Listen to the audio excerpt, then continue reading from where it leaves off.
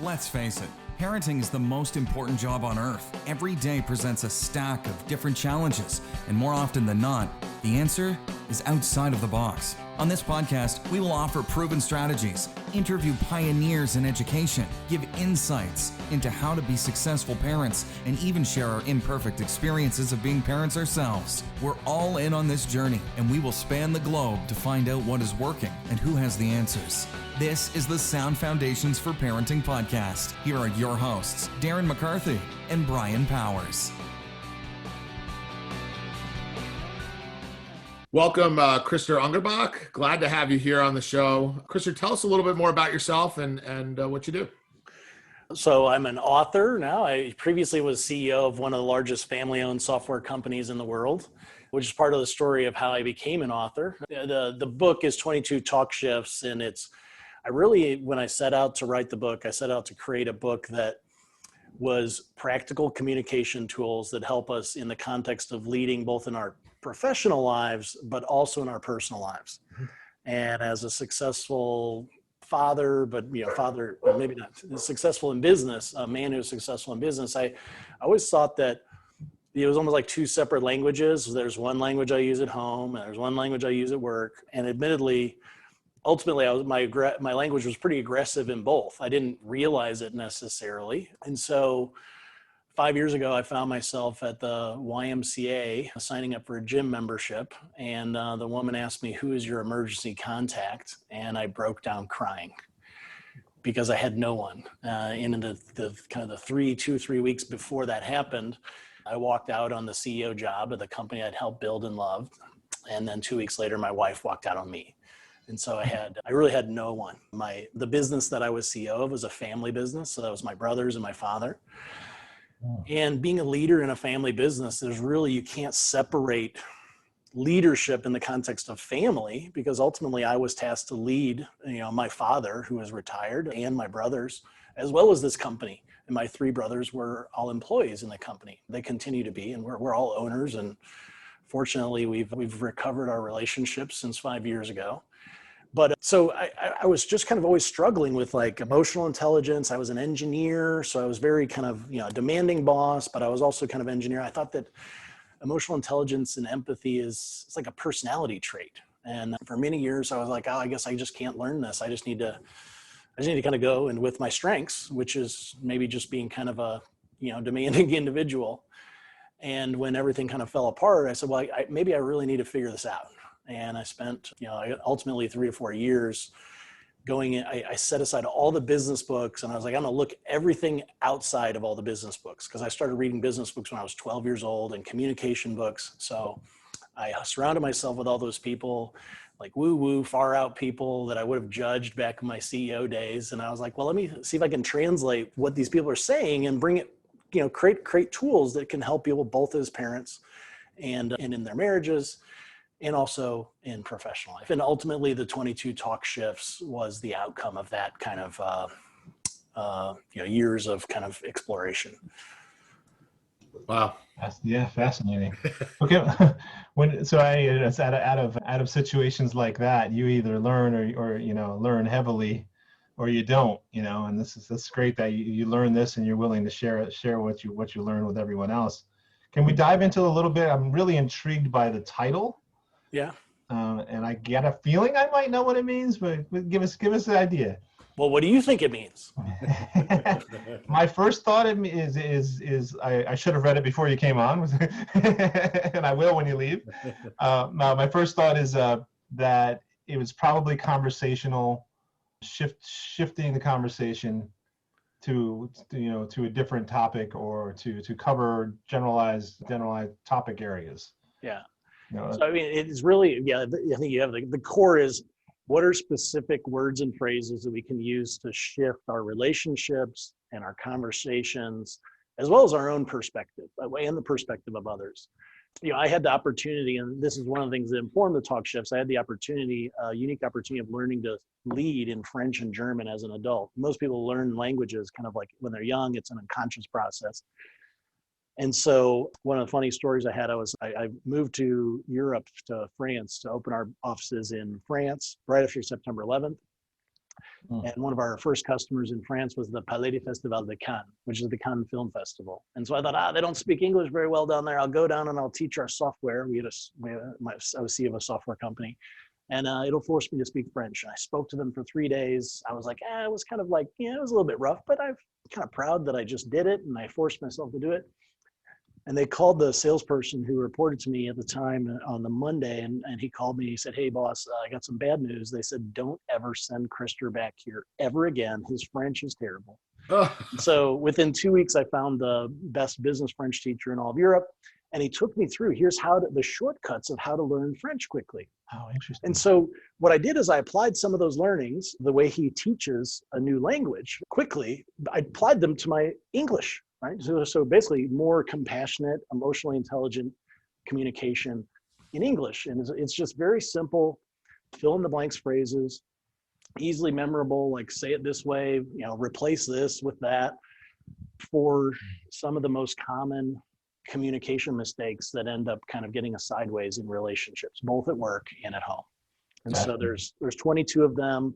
There's 6 or 7 that kind of apply in any situation. There's 5 or 6 that apply generally a little bit more in a professional situation, and 5 or 6 that apply much more so generally in kind of parenting and marriage situations. But interestingly, what I find is it's often business people who say the most powerful chapter for me at work was actually from this relationship part of the book, which I call the partner shifts, is the last part of the book. Mm-hmm. And I also find I had one person, his name's Elliot, he texted me, happened to be somebody who used to work for me like 15 years ago. And he had bought the book when it launched. I was in California, and I got a text from him. I haven't got a text from him like 10, 15 years. And he goes, "Hey, is it normal to cry while reading this book? Asking for a friend." And I said, "Elliot, what chapter did you cry on?" And it was actually a chapter from the leadership, the business part of the book. But it helped him to see an insight of how he was as a parent with his teenager, and how he was kind of being critical. And what he realized is that he was being critical with his own teenager because that's how his parents were with him, right? And I'm sure in any parenting show, that the psychology is that these patterns of how we were parented tend to show up in how we parent our children, but they also tend to show up in unique ways in how we behave as bosses in our workplace. And then the last thing I'll say is that this was kind of the deeper purpose of where I was going with the book, because I wanted to create, I hear so many women who comment on like Facebook ads and whatever, they say, "Oh, I wish my husband would just read this. I bought him like a relationship book like 5 years ago, and it sat on his nightstand for 3 months until I finally just put it on the bookshelf because he clearly wasn't going to read it." And so part of the thought with Talk Shifts is to create a business book that a professional male in a relationship, but it also has a lot of relationship communication tools inside of it. So it's kind of like a kill 2 birds with 1 stone. If I'm a boss or a successful CEO like I was, it's less likely that I would read a marriage book. But somebody puts a book by a CEO who's built a $100 million company in front of me, like, I probably would read that. And oh, by the way, it has a lot of tools to help us be better fathers and better husbands in the process. And so the interesting thing I found, which was actually after the book was published, it was so important that we actually did a minor revision to the book that's launching in the next couple of weeks. Two of the people I met on the journey were 2 marriage counselors, and they were in their 70s. So they have between them, they have like 75 years of marriage counseling experience. And I said, what have people been saying on your couch for decades, like, day in and day out? And they said, "He doesn't listen. She always solves my problems for me. She's always criticizing me. He loves his work more than he loves me." And the interesting thing, or he cares about work more than he cares about me.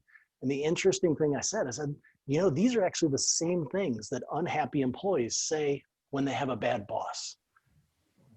Yep. And so these parallels of what if the tools that would make us better leaders at work and more successful in our careers were also the same language stems that help us have happier wives and happier husbands and happier children. And that's really kind of the core of really what the Talk Shifts are. Well, it makes perfect sense, because you don't know how, no one thinks about the language that we use. And this is something we come up with quite often. We usually talk about listening, but when you're talking to your whether it's your young child or your teenager or your spouse, there's a lot to it, and it's not just, from my training in sound therapy and everything else, it's not just what you say, it's how you say it, how you present when you say these things, and using the right, I think having a good avenue to go down. Yeah. Like, meaning, like, we can't think about all this, just think about this. Yeah. Is a great way to start it, because I think we get overwhelmed, and I think there's, like, particularly with guys, I know, it's the men are from Venus, whole concept. Everything happens in here. I was laughing because my wife once said, we always go back to this, I think it was St. Patty's Day or something like that, and I gave her the last sentence of the 2 paragraphs that happened in my head, right? And it was something like, and then we'll go to our friend's house, and she looks at me like, what was the rest of the sentence, right? Yeah. And so that concept of, I think that's the other piece, and it's like, and what you're saying is so intriguing. I want to dive into the book and let's just do a chapter. Yeah. Well, so one of the chapters, so there's 2 things. I get that comment a lot about it's not what you say, it's how you say it. And I have some thoughts on that. But that one thing, like the listening, one of the chapters that's actually getting, is generally more popular based on like my audiobook and video book data, is called The Secret to Listening is Talking. And the premise is like, if I'm not listening to what you're saying, maybe I'm just not asking questions that I'm dying to know the answers to. So it's going to, as a software engineer, we say garbage in, garbage out. If my questions to you are not things that I'm interested to hear the answers to, then I'm probably less likely to listen. So there's this weird, there's this cycle of how we can sometimes create where we're less likely to listen. And I give some specific tools to how to address that. But this thing about, like, it's not what you say, it's how you say it.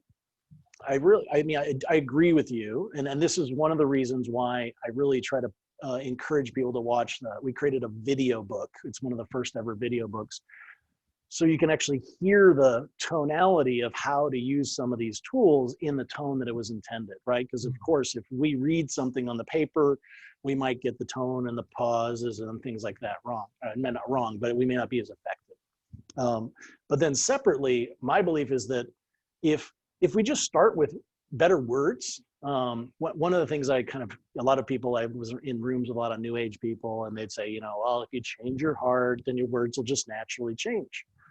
And I found that for many years, like my heart was in the right place, but my words were not. And so, I may change what's in my heart, but if I don't change the habits of the words that I've been speaking, it's still going to land on you very similar. Like, maybe my tone will be a little bit different, but if I still say, yeah, you really need to do this, or you really need to do this, or you should do that, it still has that subconscious, landing differently than saying, just making a specific request of someone and saying, please do this. And so, so I think that my thought is that when we start using the right words, that's the more important step. And we start getting feedback loops of, oh, this is working a little bit better than some of my previous words. And so sometimes the tone starts to actually naturally develop after we start using the words. But do you have like an example? Like, can we get a feel for? Here's a good one, just because we were on it. The con story, the thing that I was saying to people in French, unbeknown to me, was, you should do this. It's necessary to do this. You must do this. And often I find, even in professional settings or with children, we kind of just complain about people's behavior.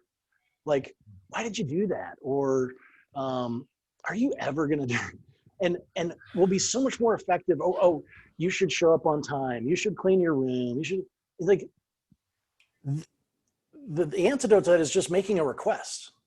Please clean your room.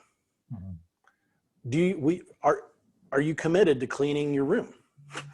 And then you give the other person an opportunity to say no. And then if they're truly not going to do that, then we can have a conversation about whether or not. But you should clean your room is like, first it's like, well, maybe I shouldn't, or you never clean your room. So trying to drive things down to specific requests that we're making of others. I find this at work all the time as a leader. I was coaching one CEO of a small company, and he was telling me a story about one of his executives and who would always show up late for his weekly one-on-one meetings. And he's like, you should show up on time. It really annoys me when you don't work on time. And I said, well, have you asked him? Please, I'd like you to show up on time. And, and give an opportunity to say yes or no, or why he's not, or whatever. It's like, no, I haven't. And so this is just continuous. You should. And like, it's just like, we just escalate the volume, but we never actually change the words to something that's really going to actually potentially change the course of that outcome. So this went on for like 6 months, every week. So 20 plus times where this person was showing up late and the CEO was getting increasingly frustrated. And all it was a little shift to the words to say, let's make a specific request and give him an opportunity to decline. I used to have a friend of mine who used to say, you're shitting all over yourself. Yeah. But it's interesting. I was just thinking in my business setting, we're getting very, and Brian and I are doing this more often too. It's like that accountability piece. Mm-hmm. Like, okay, I'll get to that. Give me an idea by when. Yeah. And so the conversation it gets refined. I think I'll do it by next Saturday. So by next Saturday, you'll have it. And it feels really uncomfortable, and one of the things we're getting into lately, because we're nice guys, we're nice guys from New York, but saying no, when you first learn how to say things, especially when it comes to boundaries, it's really uncomfortable, and I think it comes out very like aggressive, almost like. For me to say no, it's kind of like I have to say like, no, we're just not going to do it, as opposed to all that language you need, language of intention, I guess they call it, right? Well, there are two talk shifts around that. One is the enthusiastic yes requires permission to say no. So it's very difficult to say no, depending on how the leader or the person in a position of power positions the thing, right? If I say, hey, I'd really like for you to do this, but hey, I completely understand if you don't have time. I'm literally giving you the reason, I'm giving you the outs. And that's just one of the tools in that chapter. I'm making it easier for you to say no. So as leaders, the more we can make it easier, even for our children or our spouses, make it easier for them to say no, then it's more likely for them to say yes. And if they really do say no, wouldn't we rather like to know that? Because otherwise, if they say no, if they say yes, but in their mind they're thinking no, then we come across as controlling, right? Controlling parents, controlling husband, controlling wife.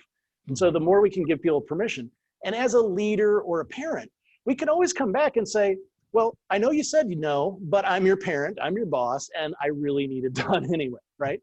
But giving the opportunity to actually get a real no and making it easy.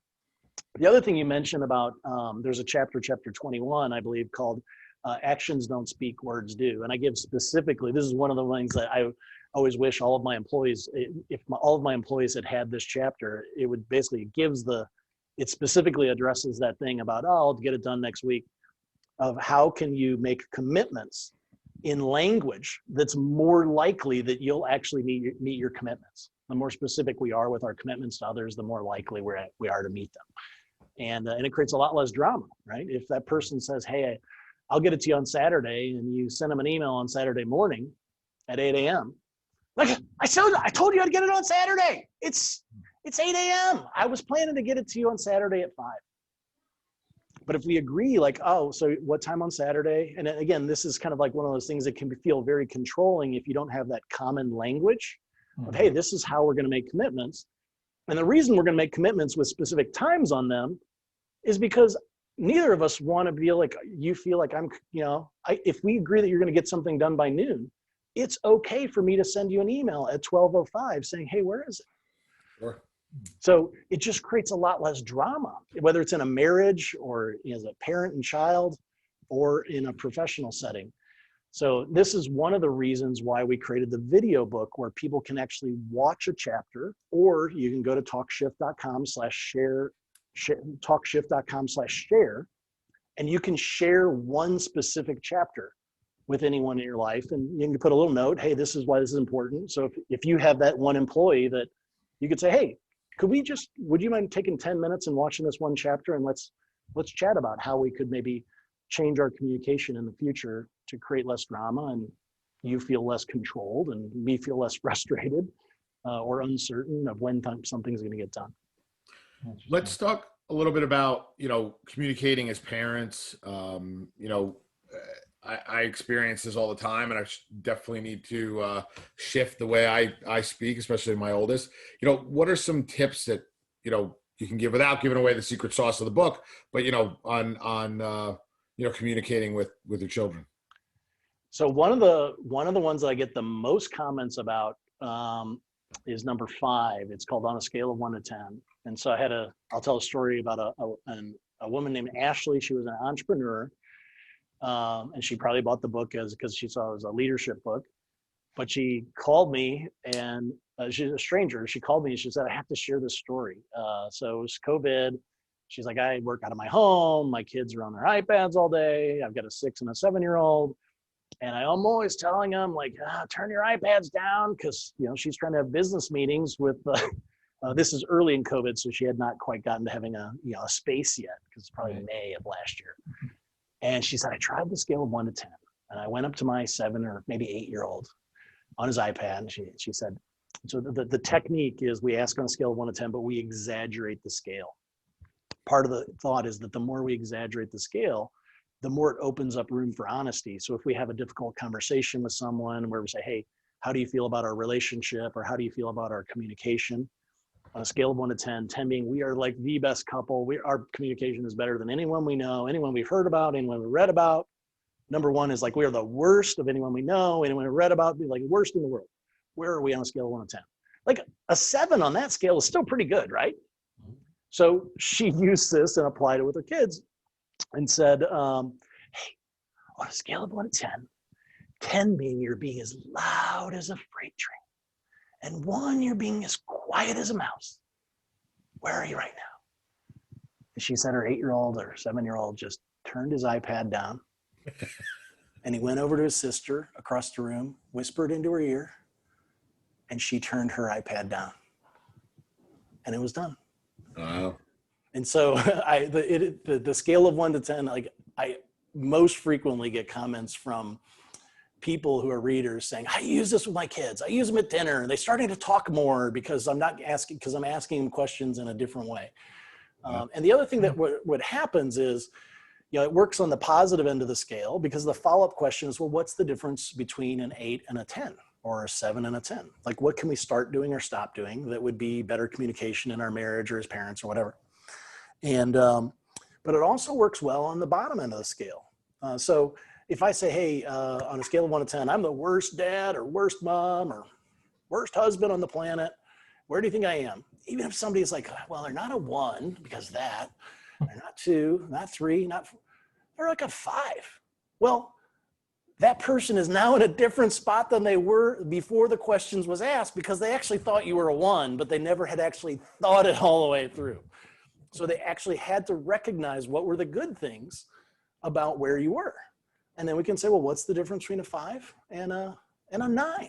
What could I start doing or stop doing to be the difference between a 5 and a 9? So why do you think the scale is effective? Because it puts both players on the same page? So one, I think there's 2 reasons. One, it opens up, I say, one of the things that I intended with the talk shifts is to kind of give words to those seeking their voice and courage to those seeking their volume. Too often, we silence what we really feel or what we really want to say because we're afraid. I mean, maybe I'm not afraid of divorce, but if I'm a boss and an employee, like, as much as I wanted to be a boss, like, you can tell me anything. The reality is the person on the other side of that conversation is, I can tell you anything and you can fire me at any time. In a marriage, this power dynamic works a little bit differently, right? Maybe one person is the primary wage earner and the other one has like some fear around financially. Like, well, if we got divorced, I don't know how I would even be able to support myself. Or even if you have a dual income family, like, I don't know if I would be able to live the kind of lifestyle and provide the lifestyle for my children that I do as a dual income.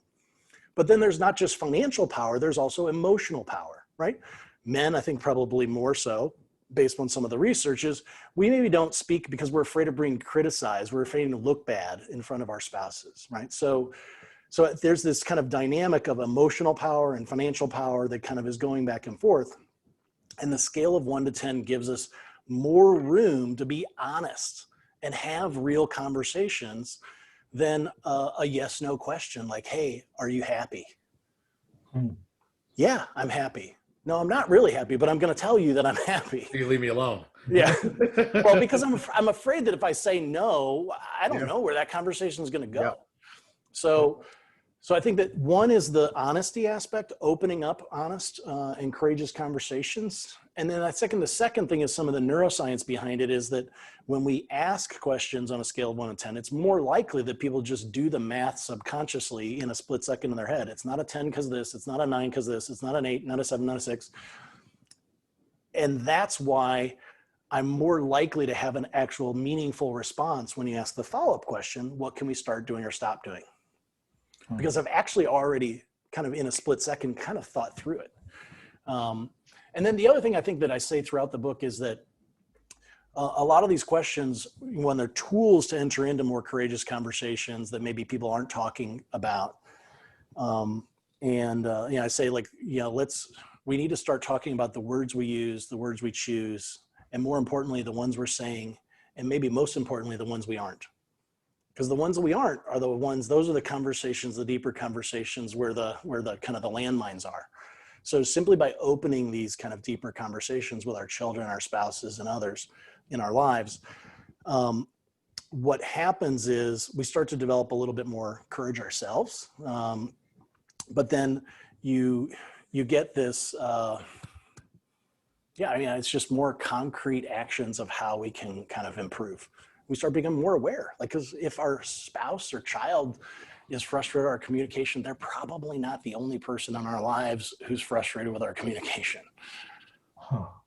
There's a question I've been wanting to get answered by someone that thinks along the lines of communication, right? And I read somewhere that it's on the deliverer of the message as opposed to the receiver of the message, or the responsibility to get the message across is more on the deliverer of the message. Have you read anything like that, or is that? I think there's some truth to that. I'm actually working on my next book, and I'm kind of trying to turn that. So this tentative title is The Plot to Change the Words of the World. And one of the premises is that there's a difference between miscommunication, misunderstanding, and misinterpretation, right? Miscommunication is the fault of the speaker. Misunderstanding is the fault of the listener. But misinterpretation is really no one's to blame. And so we're actually doing some things that with the video book and audio book, where a lot of the things are actually purposely, like, have you ever listened to a song and you like realize, oh my God, I've been singing the wrong lyrics for like 20 years. I was so certain that song was this. And somebody says, no, that's not it. Like, I know, I swear to God, it's those lyrics. Look it up. Look it up on the website. It's right there. Like, oh, wow, I had no idea. Well, the same things happens in our words. So in this next book, what we're doing is we're actually going to show people how we play with words. So like, if you listen to the audiobook, you might get, well, maybe you will get a different message than if you actually read the book or watch the video book with the subtitles on. Because we want to send a message that sometimes the whole book is a little bit of metaphor for how what doesn't get said or what doesn't get heard is actually how relationships often break. And it's this whole concept of misinterpretation is very different than miscommunication or misunderstanding. Are you finding that the audience is kind of widening to this idea? Well, I'm literally still writing the first drafts. I just sent but I mean the idea of the 22 shifts and the idea of communication being something you could work on, Oh yeah, like I'm blown away by like I never would have thought that I would be getting calls on a Sunday afternoon from 78-year-old women saying, I'm buying 4 copies, one for my husband, one for my 48-year-old daughter, one for my son because he's having some challenges in his relationship and his marriage. So the book is actually finding I guess the book is just finding people. When I was going through, we rewrote this book like 5 times. And the final round I found an amazing editor, and I said, Nancy, we cannot release this book unless we feel pretty comfortable that at least 1 in 10 people will say, hey, you need to read this book. Because like, why spend a lot of money marketing a book that like everyone's going to be like, forget that. Yeah. Like, so I'm admittedly, I'm kind of blown away by some of the emails I get where people are like, I've given like 5 copies out to my friends. And obviously having the video book where people can share individual chapters certainly helps to kind of, although frankly, we just created that in the last couple of weeks. So people are not using it. Mostly people are buying the book for friends and family. But that's a cool idea that you could send, you know, because I know with my wife, often I'm reading a book that she's really not interested in, but if there's a chunk that you want to pull out and send, it's like, that's a nice option. Yeah. And you don't even have to, because if you give her the book, then she'd be like, you know, where is it? She'd be like, she'd see your notes where you're like, my wife needs to do this. So you just watch the video book. No, I nothing to do with you. I just thought you might find it interesting. You know, look, and I know I'm not alone, so I can, you know, Darren probably can attest to this. I'm a bull in a china shop at times, and I think it's hard to, you know, I have a hard time separating that out with work. I mean, what are some tips? I mean, I'm definitely picking up the book because I think it speaks directly to my personality, but how do you, you know, separating that out and more in the home space, like coming home, talking to your spouse, talking to your kids, what are some, you know, some things folks can take away? I think the simplest example, like, well, maybe not the simplest, the one most powerful tool is Talk Shift number 16. It's the 10 statements that will make you a better partner, parent, and boss. And it's basically like a 360 review for a dad. And so I actually do this with my kids every Father's Day. It's like there's a little worksheet you can download, but it's called the Father's Creed, or it could be the Mother's Creed or the Couple's Creed. It's actually the same 10 statements, with the exception of one is different if you were to use it with an employee versus spouse or whatever. And you just go through and you say, hey, I'm going to read these statements, and then I'm going to ask you. I did it. The first time I did it was with my 7-year-old son. And you'd be amazed what you'd learn from a 7-year-old. You know, it's just simple phrases like, I listen when you speak. You say, on a scale of 1 to 10, how am I doing on that? You know, 10 being perfect, 1 being like, I'd say about a 6. Like, what's a 6? And so I sit there with the actual worksheet and I like write it down. I take a picture of it, and we actually come up with, I make some commitments like, oh, here's what I'm going to do differently. You know, I'm going to put my phone away. In his case, that particular case, it was like, hey, you're on your phone a lot. I'm like, okay. So at 6 o'clock, I'm going to put my phone away. And if I ever have my phone, we had a little code word that he could say to me that was like my reminder, so we could have fun with it. And so you go through these 10 different statements, and each of them is like, it's a personnel review for you as a dad. Yeah. In the words of your audience, which is your son or daughter. And you can do the same thing with your spouse. And interestingly, whether you're boss, a father, a mother, a husband, or a wife, the 10 statements are exactly the same. Wow. So with the exception of one, because there's, you know, you probably wouldn't ask your employee, like, you know, you feel loved, but other than that one, there's a slight change to the wording that puts it in a professional context. And respected or something. Yeah. So what is it? Is it all about the book? I mean, is there resources on the website, or is there trainings or anything like that? Is it? Well, we do have a coaching program that's kind of like, I don't know if it's really a coaching program. It's really more a community for the people who are committed to helping us change the words of the world. Coaching is part of it. There's a private Facebook group at talkshift.com/us that, you know, right now we're really focused on the book and kind of selling our first 100,000 copies. And then, you know, naturally, if we sell 100,000 copies of the book and people are recommending it around like they tend to be already, then a lot of those other resources will kind of come to life over the next 3 to 6 months. Mm-hmm. Yeah, I can totally see, like, you know, like a Stephen Covey kind of approach, you know, where there's trainers walking people through these guidelines. And, you know, I had introduced, when I came into work in this finance firm for a little while, I started doing like books, almost like, everybody read this, we'll talk about it later. And interesting, there was one that we did was what got you there won't get you here. Yeah, I read that. And the response was really interesting. I mean, there was some people were like, they were not about it. Yeah. Right. And other ones dove right in. But I think this is a really good trigger point for making change. And I think just watching you and not having known you prior to this conversation, just your own sense of communication, where there's a certain calm about you. You're a two-way listener. So it's funny because you meet people and they're all about communication, but they don't give you a chance to breathe. They don't match what their story is, and it's obvious that you really believe it, but you're also you're holding you're a pillar of it. So yeah. That's well, one of the things we're doing, I mean, you mentioned organizations, because as we have this video book, one of the things, I do a lot of keynote speaking. Well, I did before, events went away, but so it's starting to pick up again, fortunately. But I do a lot of keynote speaking, and with this video book, one of the things that we're doing is essentially creating like a custom video book. So if an organization wanted to kind of push this out into their organization, whether it's a school district or a corporation or whatever, then basically they can buy bulk copies of the video book at a very attractive price.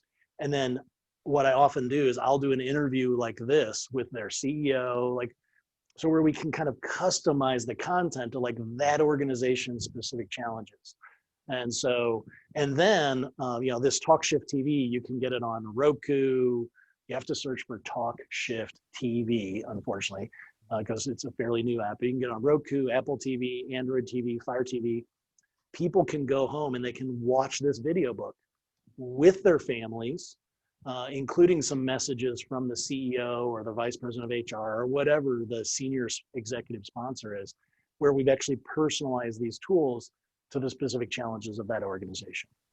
And that's kind of like, even, we may find that if you're open to it, this interview could be on Talk Shift TV for people who've read the book, to get as like exclusive content for those who purchased the video book. And so that's a big part of how I'm trying to get the message out.